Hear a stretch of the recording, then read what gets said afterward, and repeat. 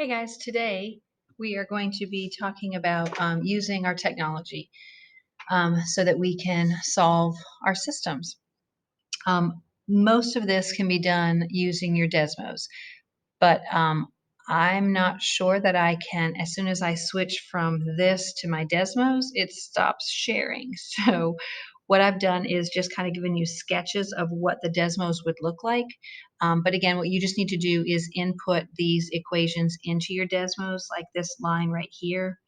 So let me show you.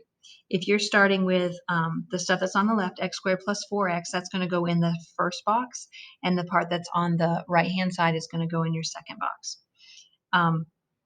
You're going to put that in your graphing calculator or your Desmos. And then when you look at the graph, what you want to know is, where are these equal? We've talked about this. It's where they intersect each other.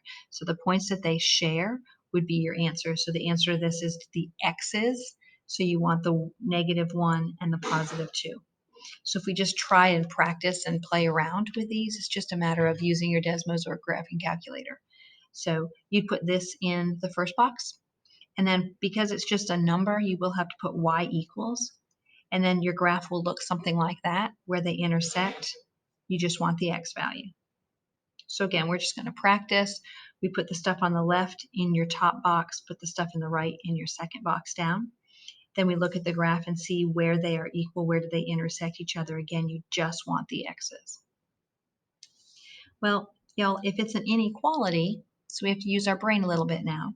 So when I put this in the graph, this on the left side and y equals 0 on the, the left side on the top and the right side on the bottom, I put that in as y equals.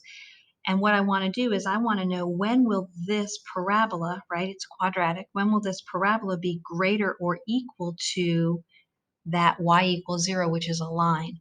So when is that parabola going to be above the line? And then we just look again and we'll put down what are the intervals that that happens at. So another inequality, these are both linears. So when this graphed, it kind of looked like this, and this one was the blue graph and this was the green graph. And I want to know, when will the green be greater than the blue? So when is the green above or higher than the blue line? Well, the green is going to be higher than the blue line when we're over on this side of the graph. So from this point onward, and that point has an x equals 2.5. So as long as x is greater than 2.5. So looking at your graph, looking at your equation, you've got to decide which part, you got to remember what you're looking at. And you want to know, which one do you want to be greater? That should be above or higher. Which one do you want to be less than? Should be the lower one. And then we just look on the graph and say, what's the x value when that happens? And then this last one, at least we're back to the equals. So you just want to know where they would intersect each other.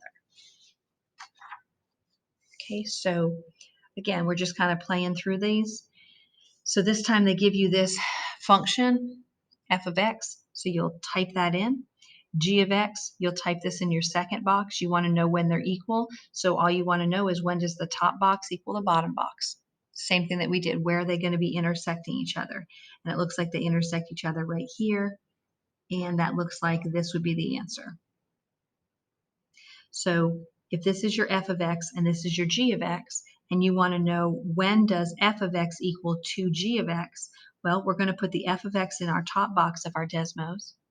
But for the second box, we're going to put 2 times this, so 2 and then parentheses x minus 1, and then the calculator will tell you when they're equal, again, where they intersect each other.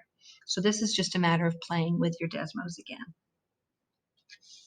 So when we try through some of these, the rest of these, we've got an f of x, we have a g of x, and we want to know, when are they equal? So literally, top box, bottom box, where do they intersect each other? F of x, g of x. When does f of x, so put this in exactly like you see it. In your next box, you're going to put in 1/3 of g of x, so you're going to put 1/3 and then parentheses x plus 2. See where they graph, see where they intersect, and those points, your x values, again, would be your answer. So again, this Desmos makes it super duper easy to do these. Okay. If this is my f of x, this is my g of x, and it wants me to find when they're equal. So I'm going to put this in my first box, second box, see where they intersect each other.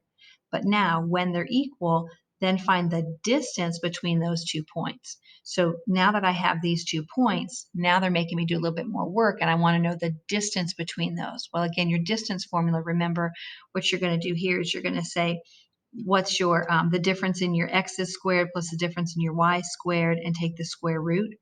Or you can graph those, make a triangle, a squared plus b squared equals c squared. But the math that we would do here, square root of 18, which is 3 square root 2. Which equation has the same domain? We talked about domain earlier, the first day of our unit. Domain has this graph. Well, this graph has an asymptote, it looks like, right here, right? So my x cannot be equal to 2.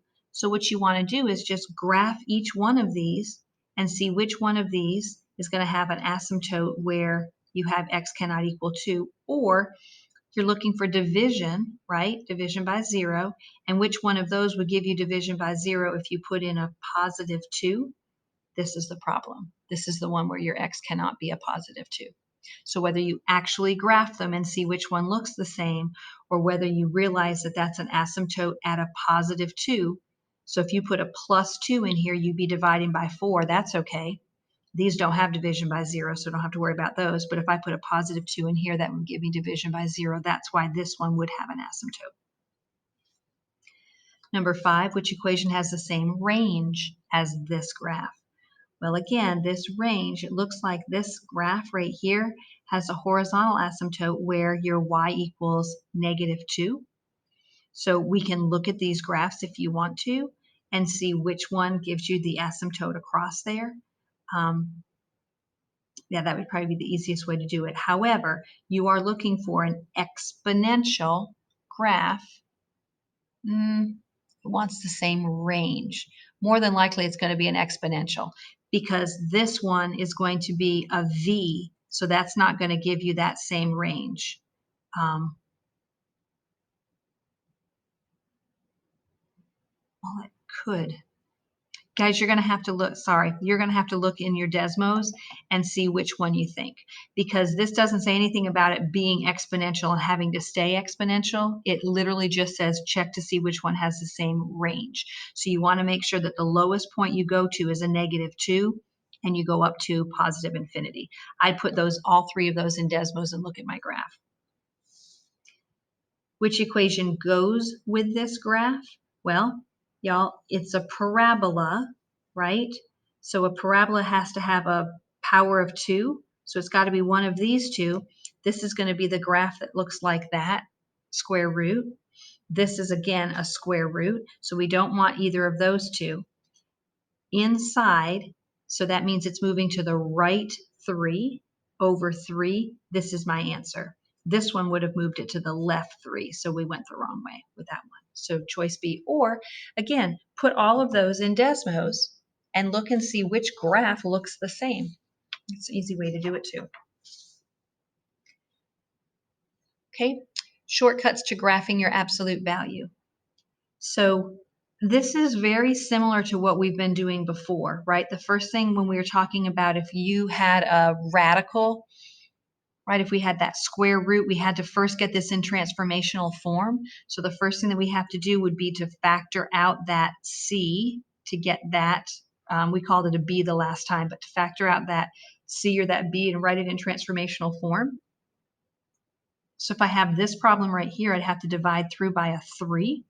Keep it in the absolute values, just like we kept it under the radical. So the 2 comes along, the y equals 2. The 3 is on the outside, and 3x divided by 3 leaves you with an x, and -15 divided by 3 is going to be a -5. Keep it in your absolute values. The plus 4 tags along on the bottom here. Okay, so the c in this case is going to be, or the b in this case is going to be that 3. Find the vertex, which is HK, and plot it. Okay, so the H and the K would be this point right here. So the H and the K in this case is going to be a +5 and a +4 because that's a negative H, but they want positive H, right? So +5, +4, and plot that. Multiply A C for your slope. If A is negative, you're going to count down numerator and then count down the numerator, then left and right for the denominator. If A is positive, you will count up the numerator and then left and right for your denominator. You go left and right of the denominator. So here's an example. Your C in this case is 1. If we're graphing this, they want me to graph the original and then the dotted line and then this part. So the first thing we've already separated that out. My C is 1. My vertex is going to be a positive 3 and a 2.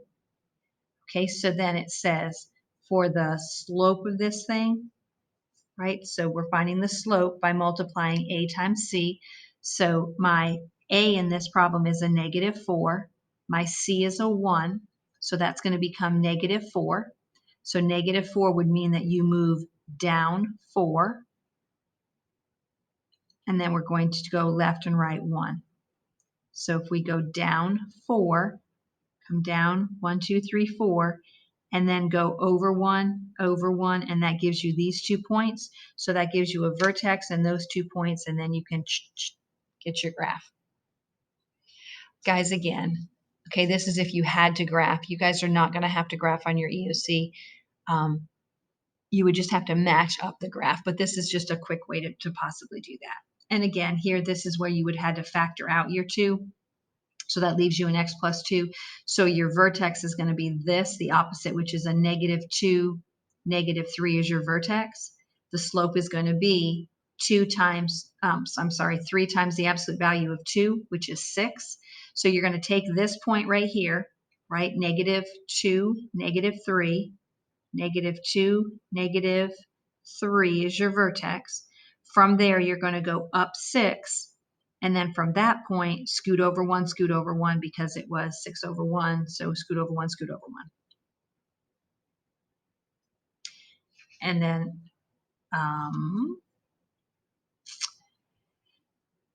they have an absolute value. It's transformed by K is some number that we're moving, right? Because that's the difference. This is K out in front. And the graph of the transformed equation is below. What's the value of the K? Guys, you can plug in any point except your vertex, not your vertex. Plug in any point and solve it for K. So we're going to pick a point. Pick a nice point, okay, but not your vertex. So you might want to pick a point like 0, 0. You're going to plug that back in and you're going to solve. So 0 equals K times 0 plus 1, absolute value, minus 2, and you're going to just solve that. So let's see, this one is actually using the point 1, 2. I probably would have done 0, 0 also is one I just worked.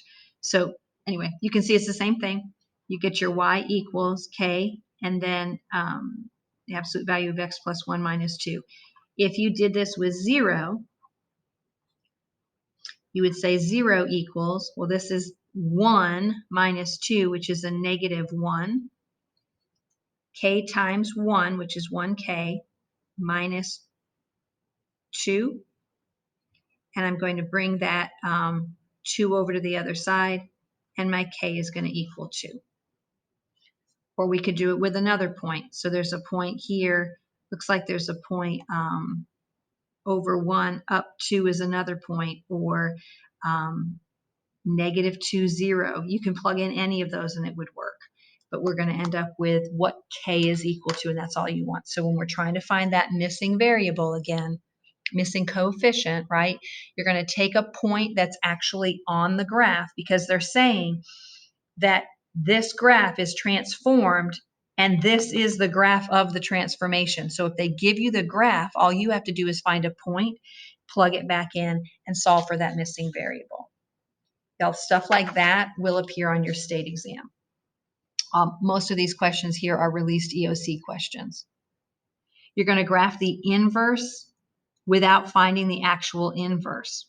Okay, well, we now know how to find the inverse, but remember, if you just wanted to graph it, you could write the table and then actually switch those X's and Y's, plot these points, and you can graph it. If you actually needed to find the inverse of that, remember we would switch and we would say, change that x's and y's, switch places. And then we're going to solve. So then move the 3 to the other side by subtracting 3. And then divide through by 5. So x over 5 minus 3/5 is equal to y. And then this would be the graph that y equals 1/5 x minus 3/5. But again, if you just want to graph it the fastest way, make a table, switch your x's and y, plot those points. And then the last one, we're going to be using our calculators to solve this. So again, we're going to put that on the left side, or the first box. The left side goes in the first box of Desmos. This goes in the second. You'll have to write that as y equals. Okay, and then you just want to know, where do they cross? And those 2 points again would give you your answer. So we can solve some really crazy things by being able to use our Desmos. Okay, thanks.